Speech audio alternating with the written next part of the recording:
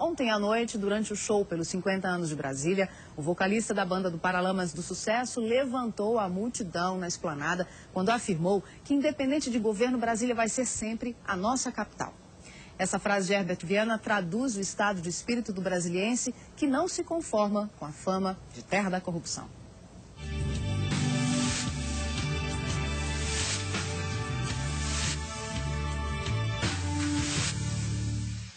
São poucas pessoas que são corruptas aqui em Brasília. É uma cidade maravilhosa. Tem muitas oportunidades para quem quer trabalhar. Eu amo isso daqui. Brasília virou símbolo, virou um sinônimo de um lugar de corrupção ou um lugar onde as pessoas se corrompem e que estraga aqueles que parece que tinham um caráter bom. É claro que um local onde se concentram políticos, pessoas que são envolvidas com poder, é normal que isso teria corrupção. Se a capital fosse, por exemplo, no Rio, seria o Rio. Lógico que isso é uma coisa que, deixa os brasileiros tristes, assim, a visão das outras pessoas em relação a Brasília. Tem gente que vem para Brasília e cresce, consegue se desenvolver através do estudo, através do trabalho. É esforço, é garra, é luta, sabe? É perseverança, é vontade de crescer, é oportunidade. Eu acho que é tudo isso, Brasília. Podridão. Se levar em consideração, a maioria dos políticos aqui não são de Brasília. Então, eu que nasci em Brasília, eu acho péssimo. Na conjuntura em que os políticos brasilienses deram um espetáculo televisivo, porque foi isso que aconteceu, para todo o país, uma demonstração de corrupção explícita, a imagem de uma cidade corrupta, né? Mas, fora isso, Brasília só pode ser associada com modernidade, né? Brasília só pode ser associada com um projeto de poder nacional. Não existe mais na nossa cabeça a capital da República, e sim a capital dos ladrões. Se eles vêm trabalhar aqui, eles vão saber o que é que custa, né? O pão de cada dia, que eles ralam. Pra eu conseguir um lotezinho aqui, eu ralei. Até hoje estou pagando ainda. Se eu não trabalhar, eu não pago. Bom dia. 50 anos após ser inaugurada, Brasília virou sinônimo de corrupção. Mas até onde isso é verdade? Além de políticos, o Distrito Federal tem mais de 2,5 milhões de habitantes que, de um modo geral, têm o mesmo poder que os outros 190 milhões de brasileiros: o voto. Aqui comigo no estúdio do Repórter Brasil está o cientista político Valdir Pucci. Bom dia, professor. Brasília é a capital do país. Concentra, por isso, as sedes do Executivo, do Legislativo Federal e do Judiciário. É natural que as principais decisões políticas sejam tomadas aqui, assim como os escândalos políticos tenham como palco principal a capital federal. É normal, então, essa percepção que as pessoas têm de Brasília de que é a capital da corrupção? Na verdade, esse é o mal de qualquer capital no mundo. Washington, nos Estados Unidos, Paris, na França, toda a capital, por concentrar o poder político, ela acaba levando do resto do país uma fama de uma cidade onde há a corrupção e onde os corruptos vêm ou imperam nessa comunidade.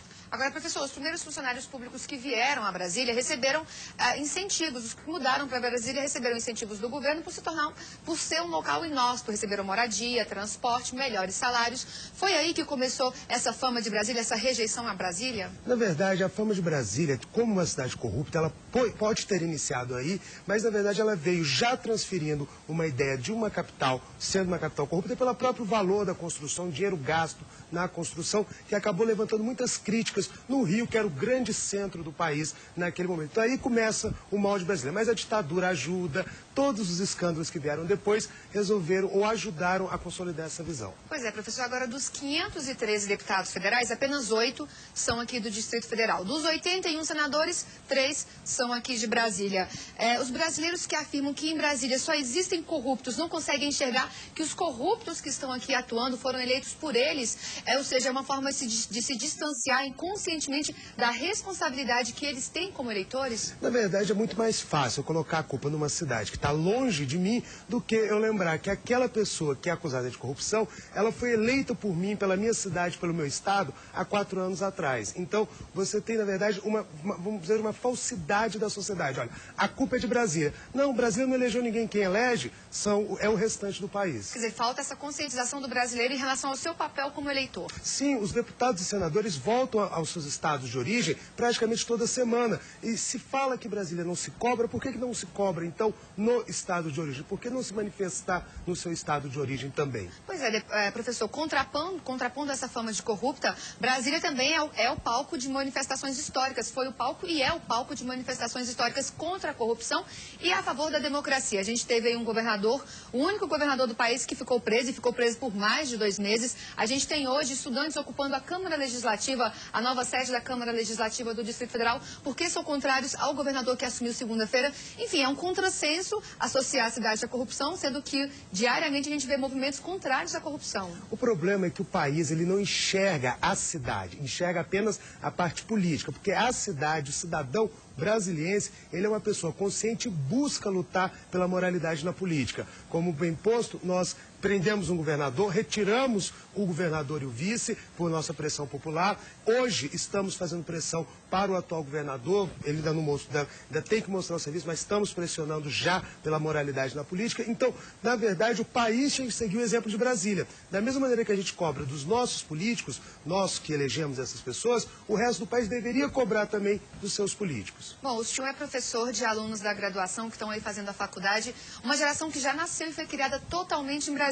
Qual é a visão que eles têm da cidade em que eles vivem? Bom, eles, como qualquer brasiliense, adoram essa cidade na sua grande maioria, tem essa preocupação da imagem que Brasília passa para o restante do país, ou seja, tentam mostrar quando viajam para outras localidades o que é Brasília, na verdade, o que é o povo de Brasília, na verdade, mas são pessoas que acreditam no futuro e acreditam realmente que Brasília está dando uma lição para o país agora de como combater uma corrupção. Professor, agora mudando um pouquinho de assunto, 22 de abril, 510 anos do descobrimento do Brasil.